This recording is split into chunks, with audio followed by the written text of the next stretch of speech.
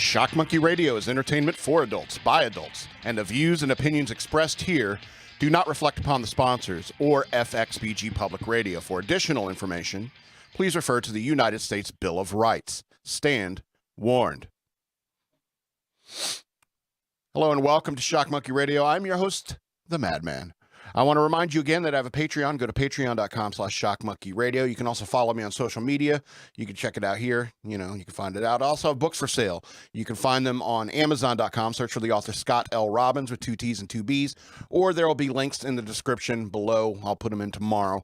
But if you're looking for the links now because you're watching live and you want to buy the book now because you're watching live, then you got to go to last week's video and it's in the description there. Sorry. That's how it works. So it's a slow news day, so I'm feeling a little lazy as well. So we're, I'm just gonna, take it pretty easy today. Hope you don't mind. So I have a good friend that was bitten on the ass by a dog.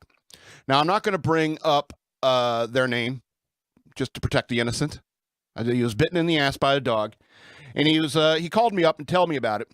And he's sitting there talking about it. It's like, oh yeah, I turned my back. The dog was coming. I turned my back. And so he just clamped right onto my ass. And like, that's your ass, Mr. Postman. Just clamped right on the ass. It grabbed the whole cheek, right? And I said, well, did the teeth puncture you? Any problems with that? And he's like, no. It's like the punctures weren't really the problem. The problem was the bruise around my asshole. And I was like, pardon? Pardon me? Yeah, I got this big bruise around my asshole. And I said, listen, you're one of my best friends in the entire world. And I want to tell you this straight from the bottom of my heart. But the idea of you with your pants down in the bathroom, over a hand mirror, inspecting your anus, and saying, I got this, and realizing you got this big bruise. The thought of you doing that brings me such great joy. And I guess it's a schadenfreude thing. But, it brings me such great joy in my life to imagine you doing that. Now, here's the real question. Did you even have a hand mirror, bro? Did you have a hand mirror, or did you have to get a phone? Did you have to get your phone to get the video recording going, put it upside down in your toilet or on the edge of the tub or something like that, record, and then you sit there and you hold your butt over it, and then you go back and you look at it. It's like, oh, it's too dark. I'm blocking the light source. So you got to go get a flashlight. You get a flashlight. You bring it. You set it up and turn it on. You set it on its end, and you get it like a good angle so you know the light is shining straight up your butt. And then you do it again. You hit record on the video, and then you spread your cheeks over the toilet or over the edge of the tub. And then you go back and you have to look at the video, and then you got to pause it at the right point, and then you got to zoom in. It's like, oh, there is a big bruise around my anus. And so those kinds of thoughts that sped through my brain when he told me that is what brings me so much great joy. And I've thought a lot about this. I'm not thinking about my friend's butthole. That's not what I'm talking about here. What I'm thinking about is the idea of having to be in a position where you got to check out your butthole because you think, there's pain. I'm bruised.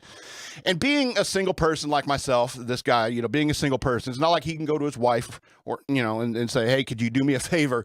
Do me a solid and look at my butthole. And so I started wondering if this sort of thing happened to me and I didn't have a hand mirror or a phone, is there a friend in my life I could go to and say, could you do me a favor and take a look at my butthole for me? Do you think I'd say Jonathan? No. I thought about this extensively, and there is no friend. There is no friend I have that I would ask that of. All right? Because I respect them. If I can't get a family member or, a spouse to look at my butthole for me, I would just have to go without knowing. And the only other thing is I could think of is that if you have a friend and you don't have a hand mirror and the friend says, okay, I'll look at your butthole for you, but I don't really want to look. So you come up with this idea. It's like, here's an idea. FaceTime me, get behind me, point your camera at my butthole, and I'll be bent over here looking at my butthole on FaceTime, making sure that the Google has my butthole, making sure the CIA has my butthole. They can identify me by my butthole. And even then, I think I couldn't do it. So the moral of the story, ladies and gentlemen, is you need to own a hand mirror. Anyway, so that's just something that brought me great joy this week, and I wanted to share it with you. The names have been changed to protect the innocent. I don't want to sound like a queer or nothing, but I think unicorns kick ass. Obviously, you know I don't. But there's something I want to talk about because I was thinking about this movie I saw a long time ago when I was a kid. In the 80s on the Disney Channel. It was called Unico and the Island of Magic. You ever heard of Unico the Unicorn? EK? Yeah, it's somewhat obscure. And I remember it played quite a bit on the Disney Channel back in the late 80s. And we had the Disney Channel back then, so I watched it a few times. And it's first of all, it's anime. I'm not really a fan of Japanese animation. I find that it's weird, to say the least. Japanese people, for some reason, they have this weird obsession with schoolgirls in schoolgirl outfits that I don't understand. And the way they draw heads is so weird shaped, and the eyes are just so friggin' huge. It doesn't make sense to me. I find it aesthetically unappealing, and so that's why I prefer. Plus I know that Japanese animation and anime usually has stronger scripts than animation you find in more Occidental cultures, and so but I do like the aesthetic of Occidental animation more so than Japanese animation. But in fairness, they tend to have stronger scripts when it comes to anime. And so Unico the Unicorn is an anime thing, and it has a real dark tone to it. It has a melancholic tone to it. There's things like real evil that they have to deal with. There's nightmare fuel in it, and it's programming for children back in the 80s, you know what I'm saying?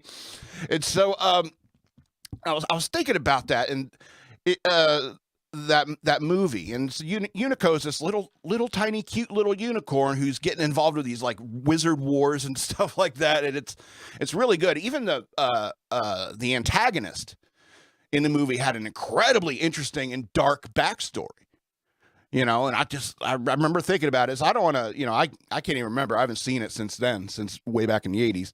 I don't even remember all the details, but I mean, I remember thinking a lot about this movie because it was so dark and had a melancholy to it and a sadness involved in it. And so when I was thinking about that movie recently, and then I also started thinking about The Secret of NIMH. Now, The Secret of NIMH is one of those Occidental cartoons that came out around the same time. That also had a very, very dark feel. The stuff with that crow and I like Gems and Mrs. Brisby and stuff like that. All that stuff is and the annoying shrew. All that stuff was just to counterbalance that in the darkness of what was really going on with The Secret of NIMH. The rats that are lived in the bush and stuff like that. They're dealing with real evil, real moral conundrums. There are real stakes. There are people on this rat council who are we're stealing electricity from the farmer, and that is wrong. And so we need to find a way to move stuff. Plus, I got the thing is they're coming mowing day and so forth. But if you remember The Secret of NIMH, there was guys with swords. They're stabbing each other. And this was a programming for children. All right. Now, I'm not saying it's a bad thing. I don't think it is. But I kind of wonder if we'll ever see that kind of depth when it comes to the plot, when it comes to animation for children these days, in the modern era. I look at animation that comes out today, and it's real, especially if it's geared towards younger children, and it's real, I don't know, saccharine, saccharine sweet, and there's no real stakes. It's kind of like the Care Bears.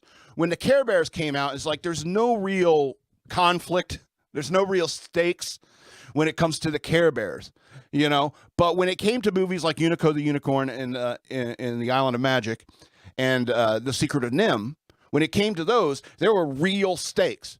There were lives on the line and so forth. And I think that, that kind of thing is sort of necessary when it comes to writing good fiction. And especially when it comes to children. So I'm wondering, because watching Unico the Unicorn and watching Secret of NIMH, that kind of all sparked the creativity inside of me personally. And when I started writing, it's there was a melancholic feel and it was a little dark at times. But I mean, life is like that. Life has some melancholy in it. Life has some stakes in it. Life has, true evil in it. And you can't protect children from that truth for too long. Okay? And so I was thinking about Unico and the Island of Magic. It's, weird anime, but it's really good. I highly recommend it if you haven't seen it, if you're into that kind of thing. And The Secret of NIMH, that's a good one. I think adults can even enjoy that. So I just wanted to say that, I don't know what's going on with kids' entertainment these days, because I had cool stuff like Unico and The Secret of NIMH. And so, that was a cool early days. They had a lot of interesting programming in the early days of the Disney Channel. They showed all these old documentaries of like Walt Disney talking about like building spaceships and going to Mars and stuff like that. These weird spaceships, the Imaginarians or whatever they're called, designed and stuff like that. I like that kind of stuff. It was interesting. Nickelodeon was like that too. It was real experimental when it first came out. It was interesting. It was an interesting time to see it. But, in all fairness, the USA Cartoon Express is where it's at. That's where the best fun was. Anyway. I watched Freaks and Geeks again recently. If you haven't seen it, you really should. It's a Judd Apatow thing, and this was back when his work was really good. And if you don't know, it's a coming of age show of teens going through high school in the 80s. So that's why I really relate to that show, because that was my youth. So the show sort of centers around Lindsay and Sam Weir, an older sister and younger brother, dealing with school in the 80s. Bullies, parties, music, The Jerk is the best movie ever made, and Bill Murray is the funniest man on the planet. But my high school experience was more like Sam's experience, so that makes me a geek. Lindsay hung out with the freaks, and Sam and me hung out with the geeks. And as a geek, I loved Mad Magazine, I played D&D, I got picked last in sports. I was in my 20s before I started hanging out with the freaks. But this show talked about and dealt with tough subjects like sex, pot, alcohol, and it usually did it in a very good way. One of my favorite episodes is when Lindsay throws a keg party at her house while the parents are out of town. Sam and his geek friends they get scared straight by a Mothers Against Drunk Driving speaker at school, and they get the brilliant idea to buy a keg of near beer and switch it out for the party. And this absurd plan works, okay? All the kids come over and they drink the fake beer and they pretend to be drunk, and it's all a good laugh. But Bill, one of Sam's friends, his job was to babysit the real keg, and then he starts drinking it. So this geek is the only person really drunk at the party. But as most parties do, it gets a little out of control, and Lindsay kind of panics and doesn't know what to do. So another geek named Neil, who has a crush on Lindsay, and who can blame him, Neil calls the cops on the party and gets everyone to clear out. Classic 80s style party. There's another episode where Sam is dating this pretty cheerleader, and he starts to find out that she has no sense of humor and is kind of boring, and starts thinking about breaking up with her. He took her to see The Jerk, and she didn't laugh once. That's a deal breaker for me. That's a deal breaker for anyone. Anyway. But because he is a geek, his friends tell him that geeks shouldn't dump hot cheerleaders. But he ends up breaking up with her anyway. I really like that episode because it's a very important lesson to learn. There's more to relationships than just physical attraction. And if I were dating a hottie like, say, Linda Cardellini or Busy Phillips, and we had nothing in common, and you're not having fun in the relationship, I'm not having fun in the relationship, we need to break up. Doesn't matter if your friends think you're stupid because they're so hot, but the fact of the matter is they don't know what you know. It's a good lesson. That's why I like that show. There's an episode where Lindsay smokes pot for the first time and she freaks out, as some people do. Luckily, she had her good friend Millie, a good Christian girl, who helps her through her little freak out. It's actually pretty funny, especially when she's talking about our lives only exist in the dog's dreams. It's like, don't wake up the dog, Millie. Don't wake up the dog, Millie. Please don't wake up the dog, Millie. It's kind of hilarious. All right. There's another episode where the geeks get a hold of a porn film and they watch it, and it kind of freaks them out. And Bill even asks, are we going to hell now? Because I don't want to go to hell. But my favorite episode is probably the last one, called Disco and Dragons, where Cool Kid Daniel, James Franco, he gets sent to the AV club as punishment and is hanging out with the Geeks, and they invite him to come play Dungeons and Dragons with them, and he agrees. He rolls up a character by the name of Carlos the Dwarf and has a blast playing the game. It's a great show. Okay, it's a great show. It's a shame it only went one season, but there are plenty of great aspects of the show. Becoming a punk, only to find out that you're really a rocker. Learning that you're good at dancing to disco, even though you think disco sucks. That moment when you get your Atari. The types of chemistry sets you can get a hold of in that era, which could result in a war crime. The show really captures that time period, and I really appreciate it. Ben Stiller has a cameo. Leslie Mann has a cameo, but I suppose that makes sense. She's the reason I hate Judd Apatow the most. Leslie Mann does it for me. Don't ask me to explain it. Anyway, you should really watch it if you haven't seen it. I really love that show, and I just wanted to put that out there.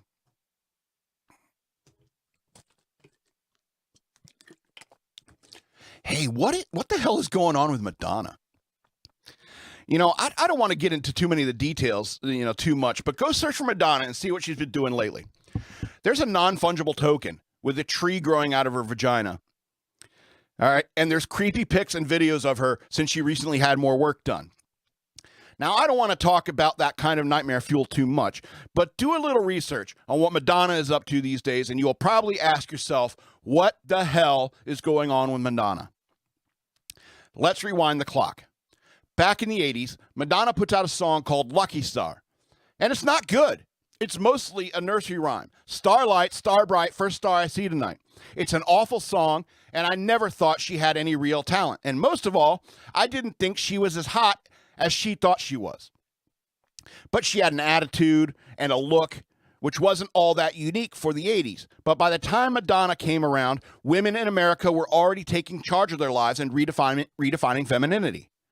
Women in the 80s, like Madonna, did not want to wear dresses every day and didn't want to be all prim and proper and quote-unquote ladylike, whatever that means. But Madonna became a symbol of that change in American women. And she wasn't the only one. There was Cyndi Lauper and her crazy hair. But she wasn't latched onto the way that Madonna was, even though Cyndi Lauper is clearly a better musician. Madonna's not even a musician, if you ask me. She's a vocalist. She's a pop star. She sang other people's music, like Elton John. All you people like, Elton John's a genius. It's like, no, he's not. The American culture latched onto Madonna as a symbol of our modern times. Women started dressing like her, and all the men wanted to bang her because everyone knows that those jaded Catholic girls put out. It wasn't because she was attractive.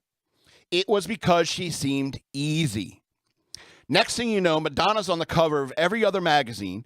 Everyone is writing articles about Madonna and what it means to be a sex symbol or even the voice of a generation. The pearl clutching types ranted about Madonna's unladylike behavior, and Christians shit a brick when she did Like a Prayer, grumble, grumble, making out with Black Jesus, grumble, grumble. Coverage and conversation of Madonna during the 80s was endless. And when someone tells you the story of American culture in the 80s, there are two people you cannot leave out of that story, and that is the king and queen of pop, Michael Jackson and Madonna.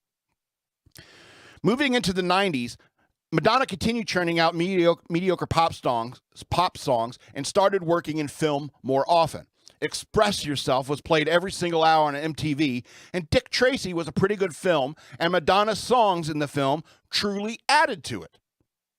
But she was in her 30s. She still looked pretty good, but by the time Ray of Light came out, she started to look her age and also dropped a lot of weight, getting more trim than she had ever been before. So she knew she was in decline.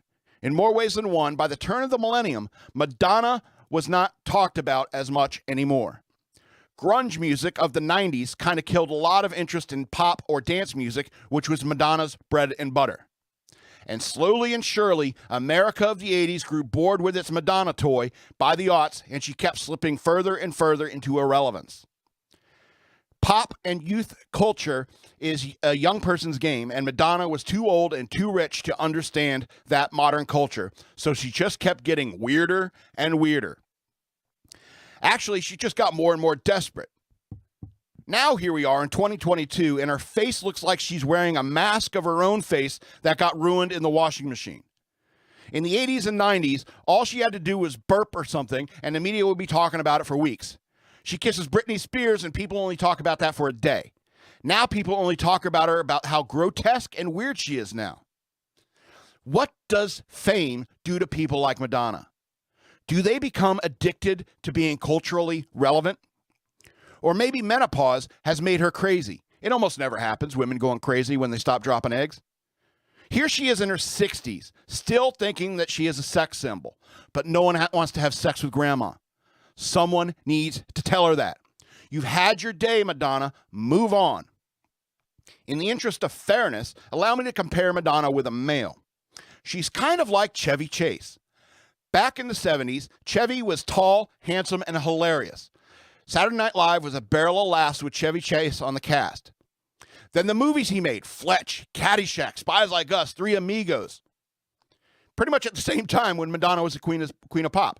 Chevy Chase was the king of comedy. Now, Chevy Chase is the saddest comedian I have ever seen. I keep hearing about stories about Chevy Chase being a curmudgeon and an asshole, and if you've ever seen an interview with him lately, it's pretty much the saddest thing ever. You're burnt out, Chevy. The well is dry, Madonna. Rest upon your laurels. You earn them. Let time pass. Accept the way things are.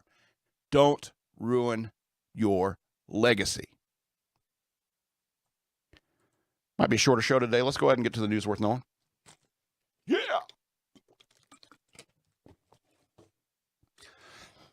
So Finland, Sweden file official applications to join NATO amid the Russia-Ukraine war.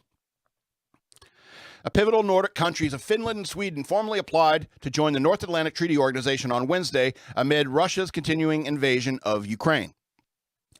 NATO Secretary General Jens Stoltenberg told reporters that the treaty organization had formally accepted the applications, which has been in development for over the past week. Quote, I warmly welcome the request by Finland and Sweden to join NATO. You are our closest partners, he told reporters after receiving their application letters from the two Nordic countries' ambassadors. Excuse me. Quote, it's an absolute certainty that NATO will approve Finland and Sweden's application for membership.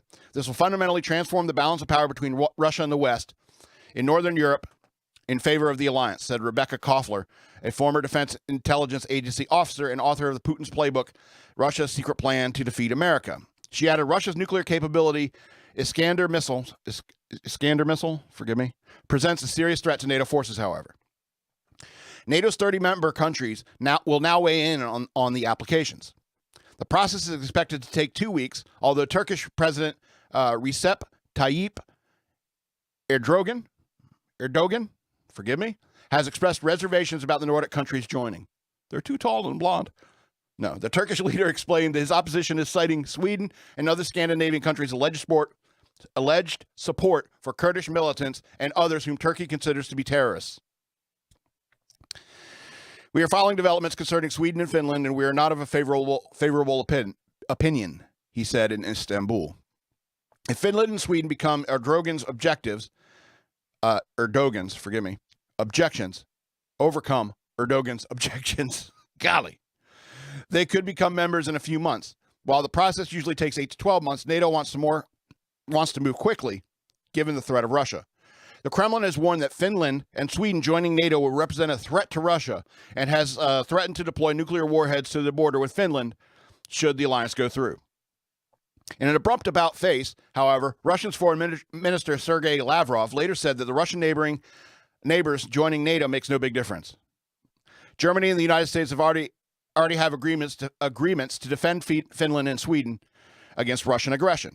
Sweden has avoided military alliances for more than 200 years, while Finland adopted neutrality after being defeated by the Soviet Union in World War II. Finland has an 810-mile border with Russia. The capital city of Finland, Helsinki, sits across the Gulf of Finland from Russia's historic capital, St. Petersburg. Yeah, so, yeah, these countries that border Russia are now getting a little worried. After all, Ukraine previously was a sovereign country, then they invade. So if you share a border with Russia, you're probably getting quite nervous. Vladimir Putin, he's on this quest to make himself Vladimir the Great or something like that. That's what he wants to be. He wants to be like Catherine the Great or something like that. Screw your horse or something instead, buddy. And that's Putin's intention. It's like he knows he's coming to the end of his life, and they're not going to, create new songs for him. What kind of legacy do you have? You're just a mafioso. That's all you are, man. You think people care about you, Vladimir Putin? It's even tyrants of old. Even when people talk about like Genghis Khan or something like that, it's usually with malice. They talk about it because guy raped his way across Asia and Europe. There's a difference between being famous and infamous. And infamy is not a good thing. And so, he got all these European nations, real worried about Russia. I mean, NATO in many ways was formed because of Russia, because of the Soviet Union being such a troublemaker post World War II. And, but I mean, I would like to think that maybe Russia could join NATO if they wanted to play nice, but they don't play nice. They're friggin' Russians. Anyway, let's go on to the next story. Middle schooler worried sexual harassment accusations for using wrong pronouns could shatter college chances. I don't know if you heard about this story, but this is kind of crazy. A Wisconsin's middle schooler who is accused of sexual harassment for misgendering a classmate said he is afraid for his future if the Title IX violation is not removed from his record. Rosemary Rabideau of Fox News Digital told Fox News Digital she received a phone call from the school's principal saying she would be receiving an email with sexual harassment allegations against her son, Braden. Quote, I immediately thought sexual harassment, that's rape, that's incest, that's inappropriate touching. Even grotesque language could go that far. Then I asked him what my son did, and he said he did not use the correct pronouns, she said. Braden is one of 3 Wisconsin students facing sexual harassment charges from their middle school, over accusations they used incorrect pronouns when addressing a fellow student. Quote, I was anxious and scared and upset because I didn't know what was going to happen, Braden said, but mostly anxious for my present self and my future self because a charge like that could be on my record could shatter my chances of getting into college when I grow up. Rabideau said Braden's school cut her out of the process and did not communicate what the allegations were about. I did not know that what had happened for 3 or 4 days, she said. It took 3 or 4 days for them to send me the complaint to even find out what it is he had done wrong. Luke Berg, deputy counsel for the Wisconsin Institute of Law and Liberty, who is representing the students called the charge a gross misappropriation of Title IX sexual harassment charges. Quote, sexual harassment covers usually egregious stuff, not simply using the so-called wrong pronoun. The school's theory seems to be that any use of a wrong pronoun is automatically punishable under Title IX. And if that is truly their position, that is truly egregious First Amendment violation. A school district in Virginia is considering a rule that would suspend students for malicious misgendering, a move Rabideau called absurd. This is middle school. Thank you. This is a quote. This is middle school. These guys are kids. They're learning how to interact with each other, and they've been taught all their life to see a girl and use a pronoun she and her.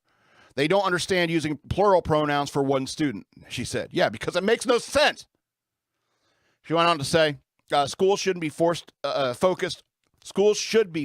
education, on math and science and social studies, and not pronouns, she added. Berg said that they were asking the district to dismiss the charges and drop them from Braden's record and make changes to ensure this doesn't happen again to other students. Brad Elbert, the school's district superintendent, told ABC2 they do not comment on student matters. The Kiel Area School District prohibits all forms, this is a quote, all forms of bullying and harassment in accordance with all laws, including Title IX, and will continue to support all students regardless of race, color, religion, national origin, ancestry, creed, pregnancy, marital status, parental status, sexual orientation, sex, including transgender status, change of sex or gender identity, or any physical, mental, emotional, or learning disability. protected, quote unquote, protected classes. In any of its student program activities, this is consistent with the school board policy. We do not comment on any student matters, Ebert said. Yeah.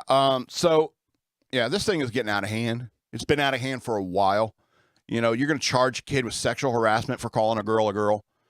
You know, it's so backwards to me. It's so backwards because this kid knows the truth.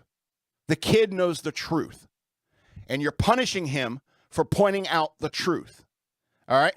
And so, you know, this is a weird, like dystopian world we're living in now.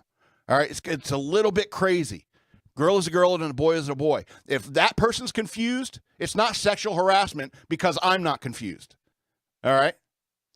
If you're a girl, you're a girl. You're a boy, you're a boy. Why is that so complicated? You know, you're going to start punishing people for not lying along with the pack of idiots who think that that's true, that think that sex is malleable. That's insane. You're not lying like the rest of us are lying. So you're in trouble, and your entire future should be destroyed because of that. It's the same thing as somebody like puts out a tweet that they don't like, and all of a sudden everybody's, you know, you're canceled forever. A comedian makes a joke that some people find offensive. Oh, we're dropping them. Netflix is dropping them. It's ridiculous. It's ridiculous. Emphasis on the dick. All right, let's go to this next story. I'm going to wet my whistle here. Let's talk about Elon Musk, because everyone else is.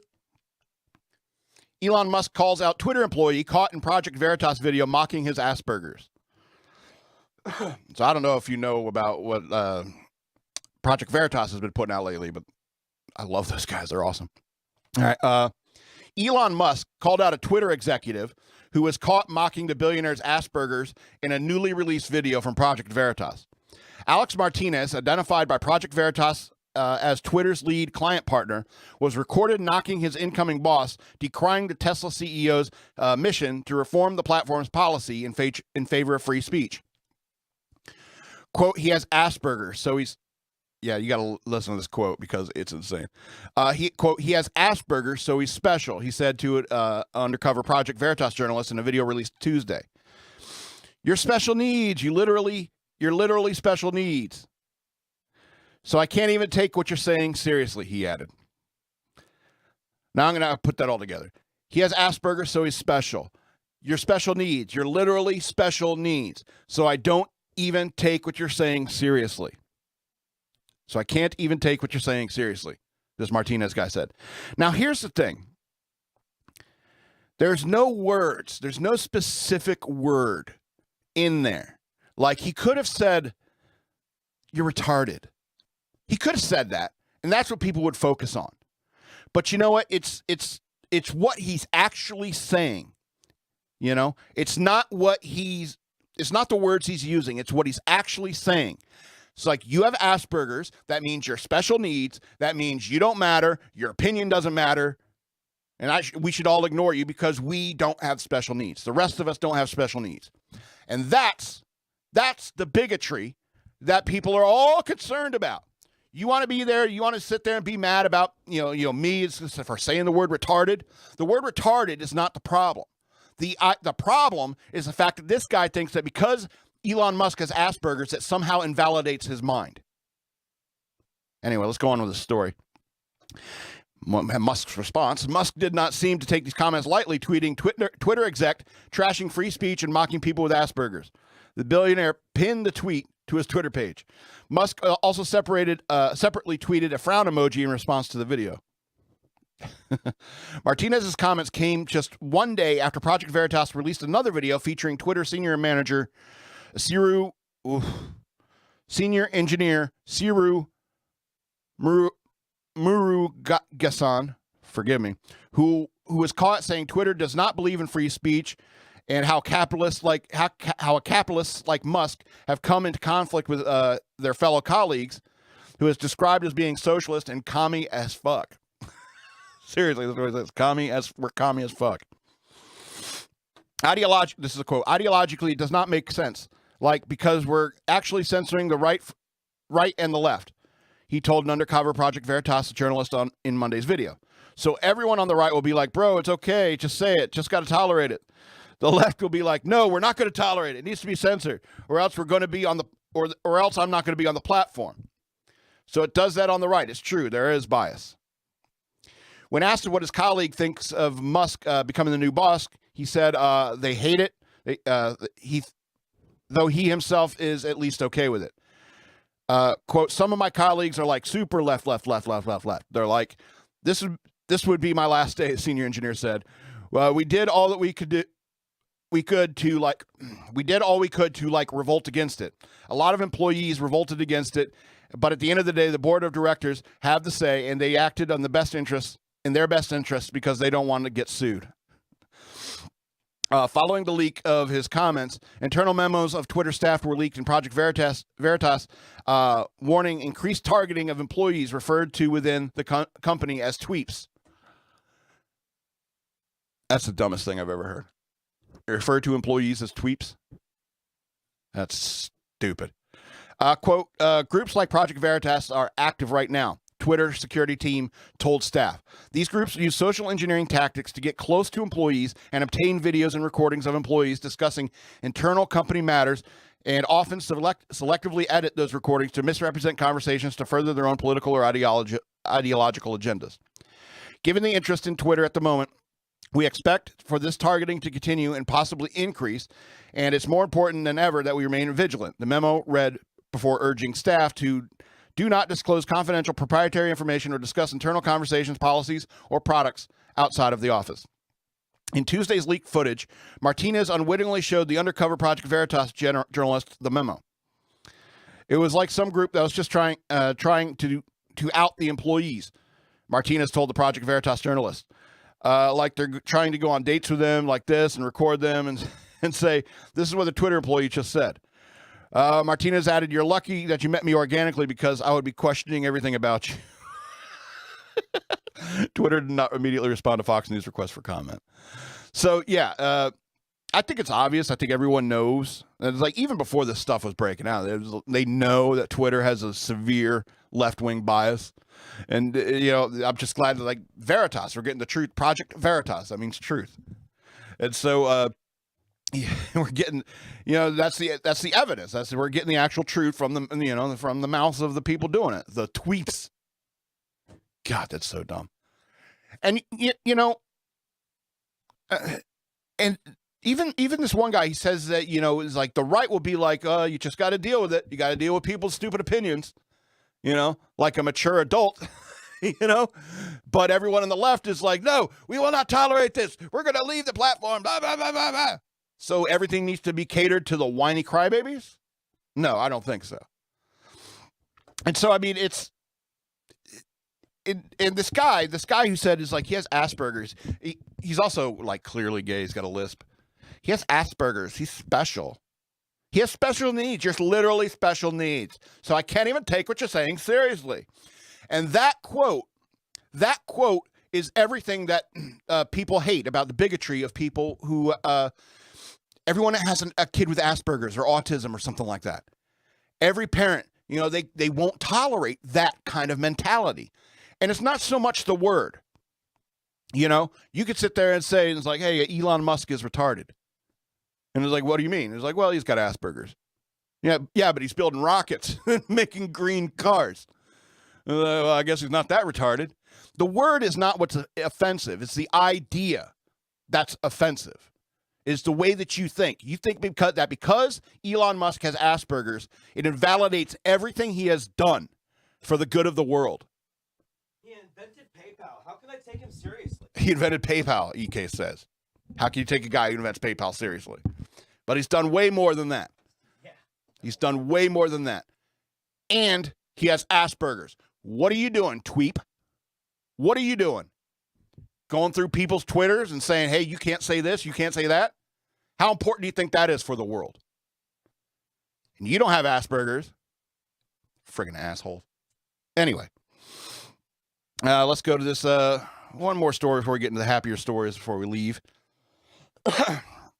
Let's talk about this new White House press secretary. She was blasted for botching answer to the inflation question. It was, quote, excruciating to watch. Yes, it was. New White House press secretary, Jean-Pierre. Jean-Pierre's first official day on the job was marked by mockery as conservatives on Twitter slammed her for failing to handle a question on inflation. Excuse me, I got like the burpsies or something. Yeah, so she was slammed on Twitter for failing to handle a question on inflation. On Monday, Fox News White House correspondent Peter Doocy asked Jean-Pierre about a recent President Biden tweet claiming that the way to deal with the current inflation rate would be to make sure the wealthiest corporations pay their fair share. Quote, how does raising taxes on corporations lower the cost of gas, the cost of a used car, the cost of food for everyday Americans, Doocy asked. To which Jean-Pierre responded with a rambling, incoherent statement consisting of imprecise Democratic talking points and taxing the rich and climate change. Quote, so, look, I think that we encourage those who have done very well, especially those who care about climate change, to support fair tax code that doesn't change, doesn't charge manufacturers, workers, cops, builders at a higher percentage of their earnings. Jean-Pierre made a claim to the effect of not letting the most fortunate people in our nation stand in the way of reducing energy costs.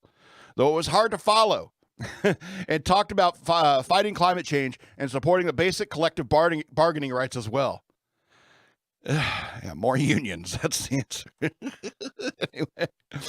She also advocated for a fairer tax code, arguing that it's not fair for manufacturing workers, cops, to have to pay higher taxes than folks who are not paying taxes. If this sounds like I'm speaking gibberish, it's what she said. Okay? Twitter users derided the speech as rambling and not making much sense. Big yikes, the Heritage Foundation's John Cooper tweeted. Republican communications specialist Matt Whitlock went so far as to claim that Jean-Pierre's handling of the question was as bad as Vice President Kamala Harris' gaffe. You remember that one? A couple of days ago, we're going to keep working together, and we'll work together, and we'll find people to work together, and we're going to find a way to make that all work together, because we're going to be working together, and since we're working together, we got to be able to work together. All right, that's just a brief thing. All right, all right. So they compared her to Kamala Harris doing that, and so he tweeted from the Kamala Harris and Michael Scott School of Communications, where you just start a sentence and see where it takes you, regardless of the question you were asked.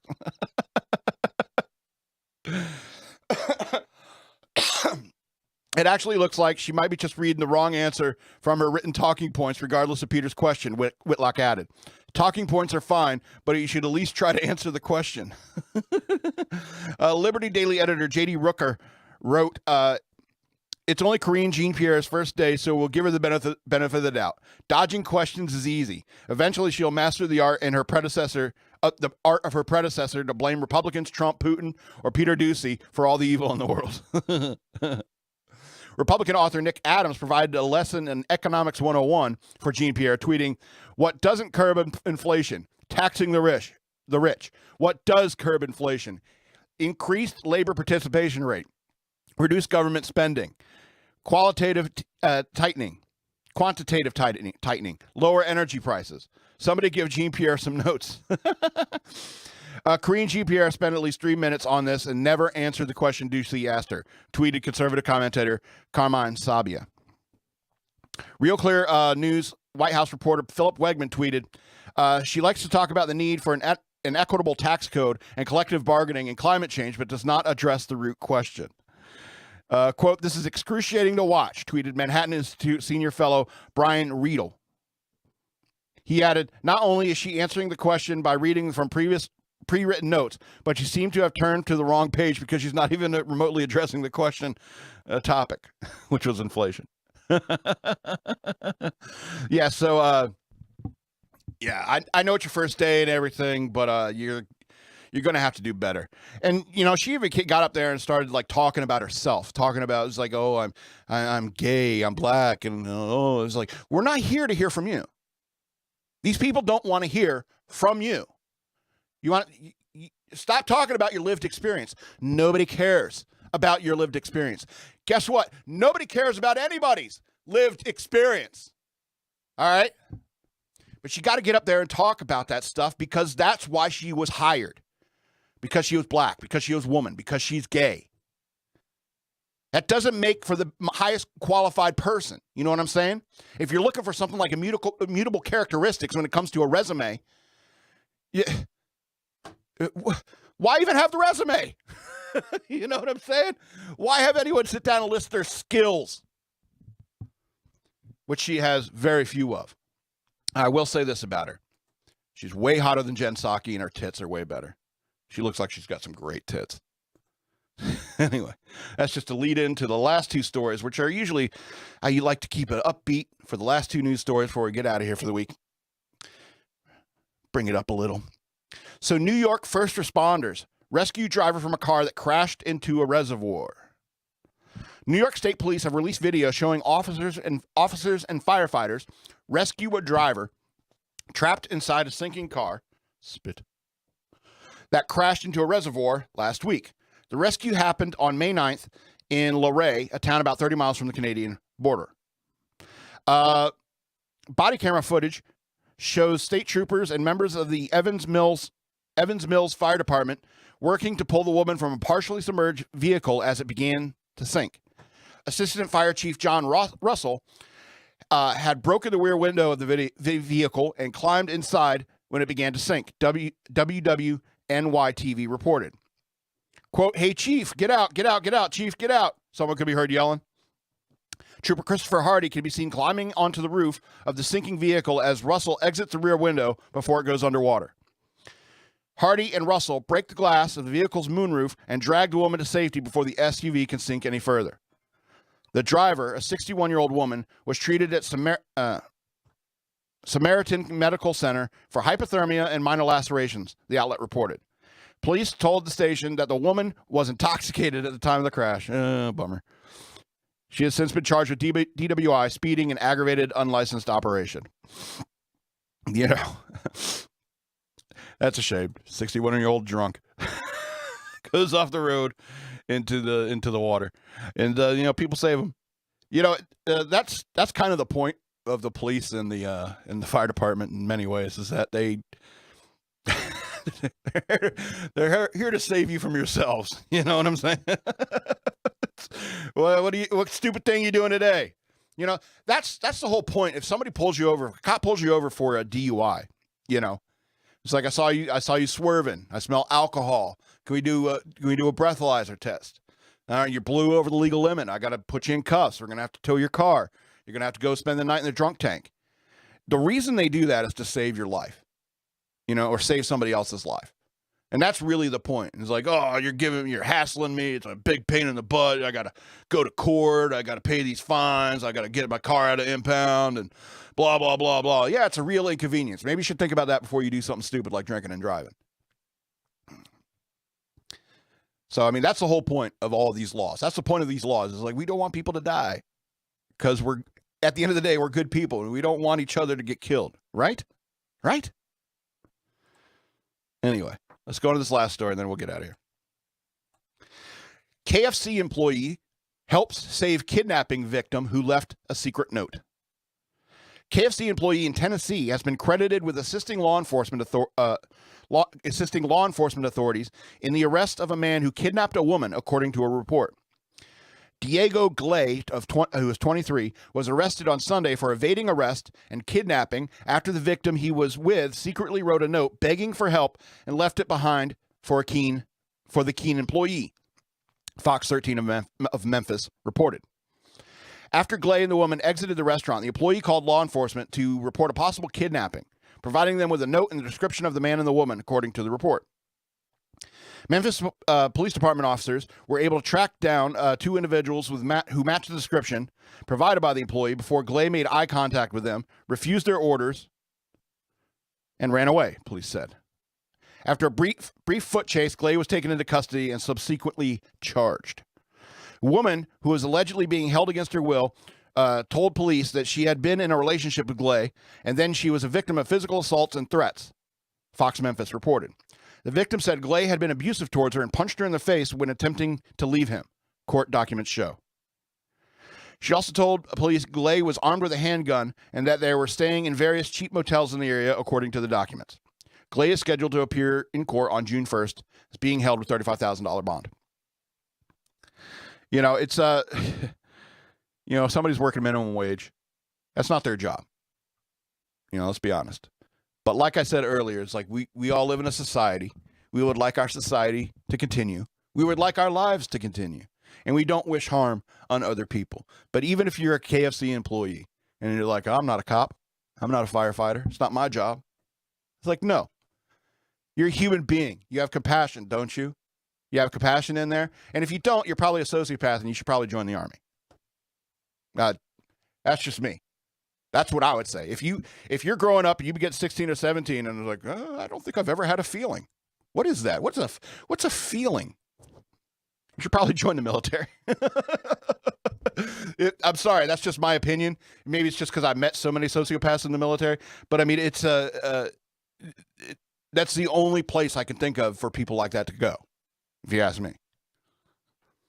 Because I was like, oh, geez, I don't want to turn into a serial killer. And I was like, well, do it for the government, It's like, a guy who has sociopathy,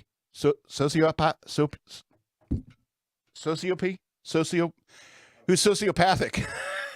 They don't have any choice over that. But they got to live with themselves no matter what, so you might as well just join the army. But at the end of the day, no matter what you do in your job, hopefully you keep an eye out for somebody slipping you a note saying, help, I'm kidnapped. And all you have to do is make a phone call, talk to a cop for a few seconds. It's like, I was handed this note. This is what they look like, and so forth. It's not snitching. I hate that whole idea, snitches get stitches. That's ridiculous. If somebody's doing something wrong, you should tell the cops. All right? Yeah, it's one thing. It's like, oh, my next door neighbor's dealing pot or, he's selling meth or something. Well, meth is different, He's selling pot. If your neighbor's selling pot, that's one thing. It's like, don't call the cops on that. What's the point? But if it's selling meth, you don't want your apartment complex to blow up, so call the cops, Anyway, I want to remind you again to go over to patreon.com/shockmonkeyradio. Become a patron. I would appreciate it very much. I also have a Cash App if you want to send me money that way. You have hashtag shockmonkeyradio. You can send me money through Cash App that way. Or you can, and also you can follow me on social media at Wasteland Backwards on Twitter. DNALETSAW. That's the word Wasteland spelled backwards. I was big into T.S. Eliot when I first made it. Shock Monkey Radio Redux on Facebook and at SLRobbins13 on Instagram. You can follow me there on social media. I also have books available for digital download. Search for Amazon. Search for Scott L. Robbins with 2 T's and 2 B's on Amazon. I also have links down in the description below if you just want an easier link. But if you're watching live, I got to wait till next week. I just got to stop saying that. That's all there's to it. Check the description. If it's not there, it's like you did something wrong. Okay. Thank you so much for paying attention to me. I'm the Madman. This has been Shock Monkey Radio. I'm the Madman, and I love you.